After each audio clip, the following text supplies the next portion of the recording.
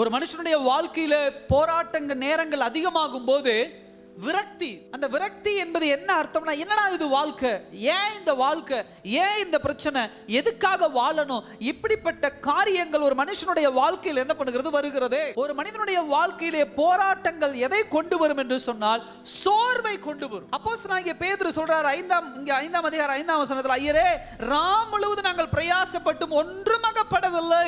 இது எதை குறிக்கக்கூடியது என்று சொன்னால், இரவு முழுவதும் அவருடைய மீன் பிடிக்கணும் அப்படிங்கிற ஒரு போராட்டத்தை இரவு முழுவதும் போராடுகிறார். அப்படி போராடும் போது அதனுடைய விளைவு என்னன்னா, ஒன்றும் கிடைக்காததால சோர்வு. தன்னுடைய பலன் முழுவதையும் அதில் செலவழித்திருக்கிறார், தன்னுடைய காசு முழுவதையும் அதில் செலவழித்திருக்கிறார், தன்னுடைய மென்டல், அதாவது சிந்தனையிலே நான் எப்படியாவது இன்றைக்கு கொஞ்சம் நல்ல மீன் பிடிக்கணும், என் கடன் பிரச்சனைகளை தீர்க்கணும், என் குடும்பத்தை நான் நடத்தணும், என் குடும்பத்தினுடைய காரியங்களை நான் செய்யணும் என்று பல்வேறு எதிர்பார்ப்புகளோடு என்ன பண்ணுகிறார், அந்த கடலை நோக்கி மீன் பிடிக்க போறார் இரவு முழுவதும். ஆனா இந்த போராட்டம் அவருக்கு என்ன ரிசல்ட் கொடுத்தது அப்படின்னு சொன்னா, ஒரு நல்ல ரிசல்ட், ஒரு நல்ல முடிவை கொடுக்கல, அதுக்கு பதிலாக எதை கொடுத்தது, ஒரு சோர்வை கொடுத்தது. சில நேரங்கள்ல நம்முடைய வாழ்க்கையில் அப்படிதான், சில உபத்திரவங்கள் வரும்போது, சில பாடுகள் வரும்போது, சில நிந்தனைகள் வரும்போது சோர்வு நம்மளை ஆக்கிரமிப்பு பண்ண விடக்கூடாது. நம்ம ஏங்க இந்த சோர்வு வருது அப்படின்னு சொன்னா, நான் பட்ட இந்த உபத்திரவம், நான் பட்ட இந்த போராட்டம் முழுக்க முழுக்க என்னுடைய சுயபலத்தால் நான் முயற்சி செய்தது.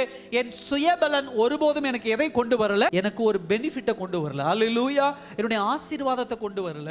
என் தேவனுக்கு முன்பாக ஒரு போராட்டத்தையோ ஒரு உபத்திரவத்தையோ ஒரு பாடையோ நீங்க சந்திக்கும் போது, தேவனுக்கு முன்னாக ஜெபிக்கும் போது, உங்களுடைய சுயபலத்தினுடைய விரக்தி ஆண்டவர்கிட்ட சொல்ல, ஆண்டவரே என் சுயபலத்தால் நான் ஓடி பார்த்தேன், ஓட முடியல, என் சுயபலத்தால் நான் தாங்கி பார்த்தேன், தாங்க முடியல, என் சுயபலத்தால் ஒரு பிரச்சனையை எதிர்த்து பார்த்தேன், என்னால் எதிர்த்து முடியல, என்னால ஒன்றும் முடியாது ஆண்டவரே என்று என்றைக்கு தேவ சமூகத்தில் உங்களை அர்ப்பணிக்கிறீங்களோ அப்பொழுதுதான் கர்த்தர் செயல்பட ஆரம்பிப்பார். அல்லேலூயா. சோ அந்த விரக்தியை உணர்ந்து கொள்ளணும். எப்ப ஒரு மனுஷன் தன்னுடைய சுயத்தினுடைய தோல்வியை உணர்ந்து கொள்ளுகிறானோ அப்பொழுதுதான் அவன் தேவனிடத்தில் கிட்ட நெருங்கி சேருகிறான். என்னதான் மோட்டிவேஷன் கொடுத்து ஓட வச்சாலும், என்கிட்ட எவ்வளவு ஃபியூல் இருக்கோ, பெட்ரோல் இருக்கோ, அவ்வளவுதான் என்ன பண்ண முடியும், ஓட முடியும்.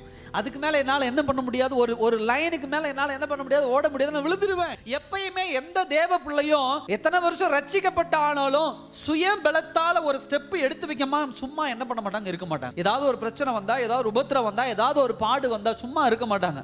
உடனே ஆண்டவர் சமூகத்தில் போய் உட்கார்ந்து ஜெபித்து காத்திருந்து நான் செய்வேன் அப்படின்னு ஒரு டயலாக்லாம் தயவு செய்து உண்மையா இருதயத்தை தொட்டு சொல்லு. ஒரு பிரச்சனை வந்தா ஏதாவது ஒரு காரியத்தையாவது சுயமா நம்ம எடுத்து வைக்காம இல்ல, சுயமா செய்யாம கிடையாது. அப்படி செஞ்சதுல தோல்வி வரும்போது தேவ சமூகத்துல போய் அந்த தோல்வியை ஏற்றுக்கொள்ளணும், அந்த விரக்தியை என்ன பண்ண ஏற்றுக்கொள்ளணும்.